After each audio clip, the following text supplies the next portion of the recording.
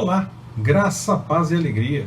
A porção de hoje, recomendada para a leitura da Bíblia em um ano no plano sequencial, é Josué do capítulo 11 ao capítulo 13.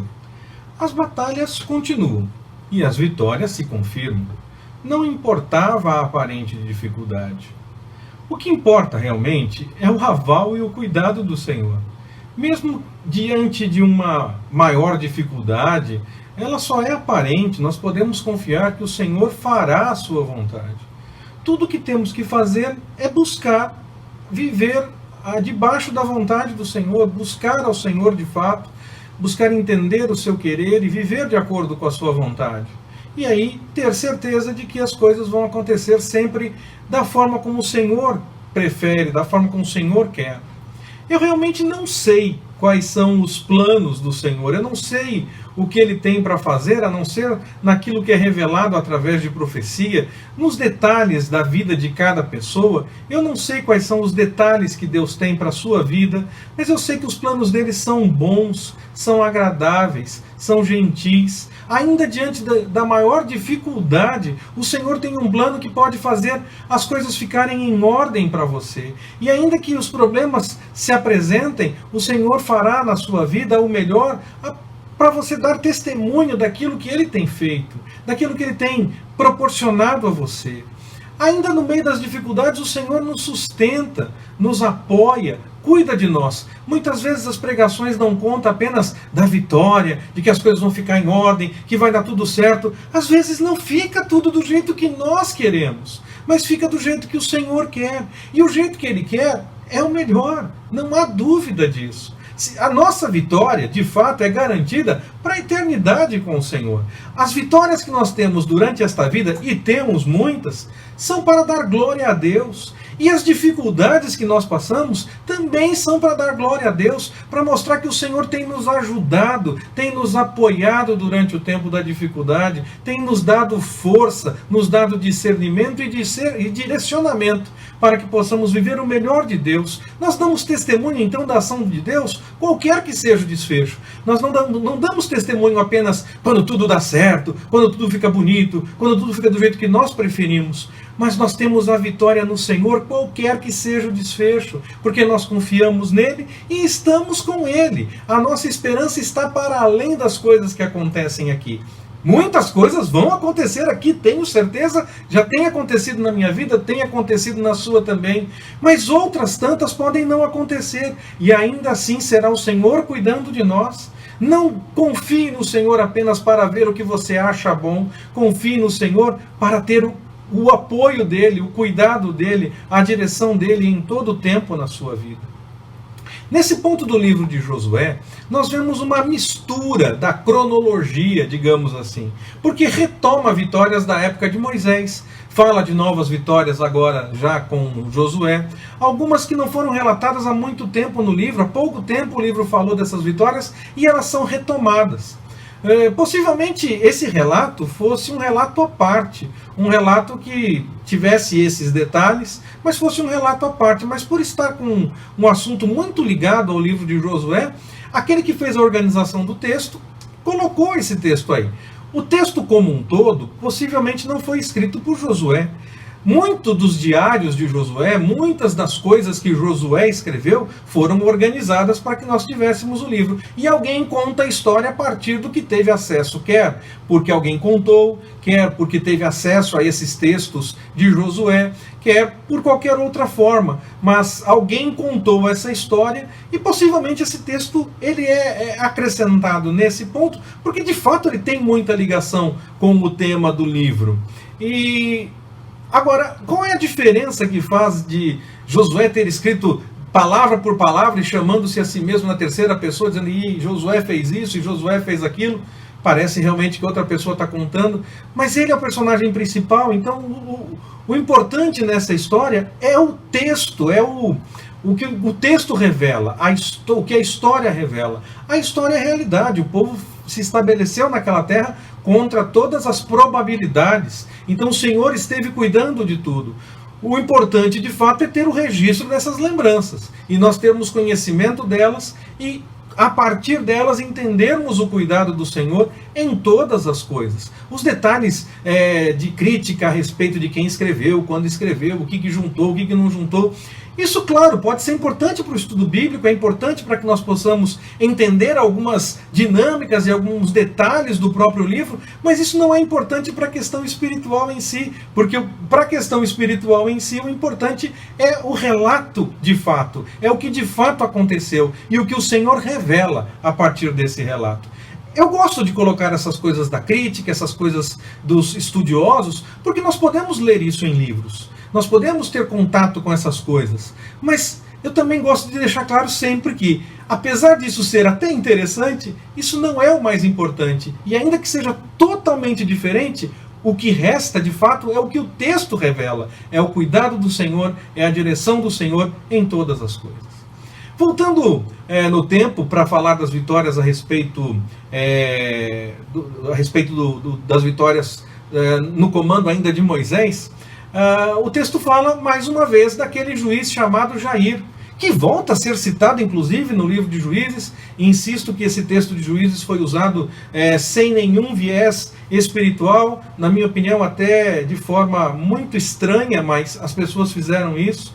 Ele volta a ser citado, e ele voltará novamente a ser citado depois, só que eu entendo, como eu já disse, que ele atuou ainda no tempo de Moisés.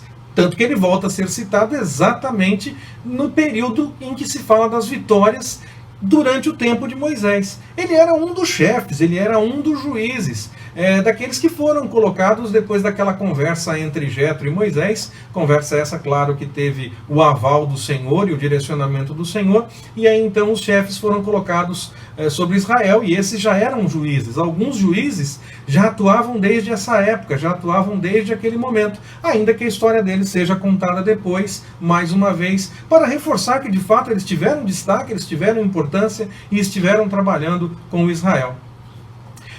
Nós temos também, então, claro, porque nós estamos no livro de Josué, as vitórias com Josué. O texto fala que Josué já está mais velho, e ainda assim ele não tinha conseguido comandar o povo em todas as vitórias necessárias. E algumas só vão se confirmar lá no reinado do rei Davi. Mas é claro, aí nesse caso é por conta da dinâmica do povo de seguir ao Senhor, deixar de seguir ao Senhor, e aí então as coisas foram um pouco mais complicadas para tomar a terra e tomar todos os cantinhos da terra, que já era de fato do povo, mas o povo deixava de buscar a orientação do Senhor, então não tinha esse cuidado para poder tomar conta de todas as coisas. Mas então, mesmo que Josué não tenha conseguido liderar em todas as batalhas, para todas as vitórias, era hora de se falar na divisão da terra. Pessoalmente, eu não sei qual era a dinâmica, qual era o modelo do tirar as sortes. Como exemplo, ainda que está, na minha opinião, é um exemplo mal comparado, mas serve para tentar ter uma pequena ideia. Não digam que o pastor comparou uma coisa com a outra dizendo que é igual, hein? Porque eu não estou dizendo isso, eu estou dizendo que é apenas uma pequena ideia.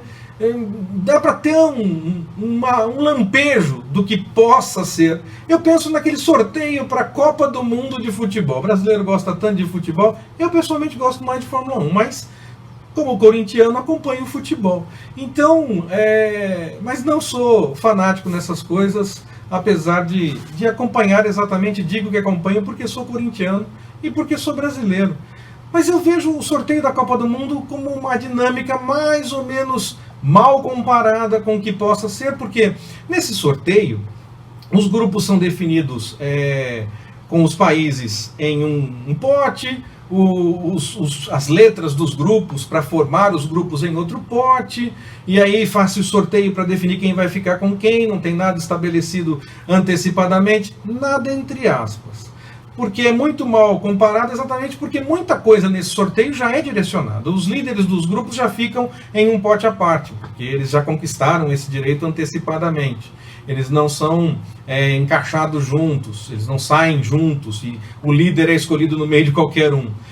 Há seleções de determinados países que não podem fazer parte do mesmo grupo, dependendo do continente que ela faça parte. Alguns países podem ter, alguns grupos podem ter duas seleções de determinado continente, não pode ter de mais seleções daqui. Então não é um sorteio que coloca qualquer um em qualquer lugar. Então, por isso que eu digo que é muito mal comparado. Mas eu não sei exatamente qual era a dinâmica de tirar as sortes. E imagino algo próximo disso. Na minha opinião, um pouco melhor até do que isso, porque esse exemplo esse exemplo do sorteio da Copa do Mundo só serve para que nós possamos imaginar algo. Mas nós precisamos ter a consciência que de fato era bem diferente. Afinal, o Senhor direcionava completamente. Não havia regras humanas estabelecidas, não havia qualquer tipo de impedimento, essas coisas. Tudo seguia a regra que o Senhor definiu. Se houvesse algum impedimento, então, era aquele que o Senhor definiu. Quando eu digo que não havia impedimentos, era dentro das regras humanas. Pode desse jeito, não pode daquele jeito. Não. Tudo seguia aquilo que o Senhor tinha como direcionamento. Então eu imagino um grande sorteio, um grande movimento nesse sentido, mas com algum viés muito mais espiritual de fato, porque a preocupação era buscar a vontade do Senhor, e nós não discernimos a vontade do Senhor só pegando um papelzinho ou alguma coisa assim.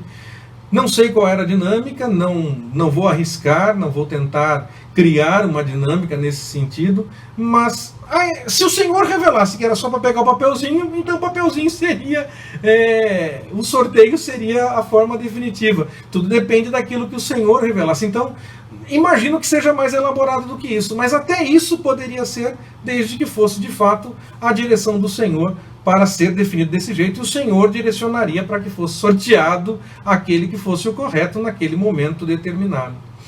Nós ainda temos 11 capítulos no livro de Josué, e só lá no final é que fala a respeito da morte dele. Mas aqui já aparecem instruções que nos mostram que Josué deveria começar a sossegar e deixar encaminhado o que dava. Ele já tinha feito muita coisa diante do que ele precisava fazer.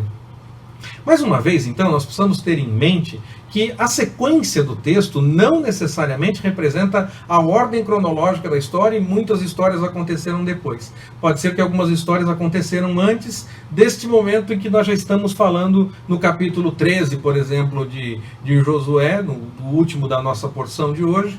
E então pode ser que alguns eventos depois tenham acontecido antes e relatados depois. Por quê? Porque os eventos foram relatados não necessariamente na ordem cronológica dos seus acontecimentos. Talvez aqueles primeiros eventos, quando os reis começam a se juntar e todos ficam preocupados diante de uma coisa que aconteceu, outra coisa que aconteceu, ali sim eu vejo uma ordem cronológica, eu vejo uma sequência de fatos na organização das guerras.